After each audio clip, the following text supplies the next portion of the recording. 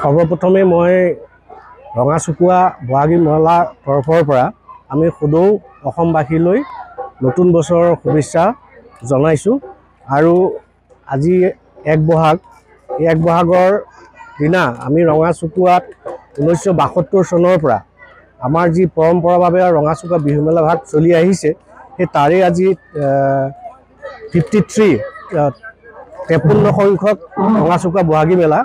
আজি আমি ইয়াত বিহু আদৰণি, খেলা ধূলা, মৌ কুঁৱৰী, বিভিন্ন কাৰ্যসূচী লৈ আজি 1 বহাগ আমি পালন কৰিছোঁ।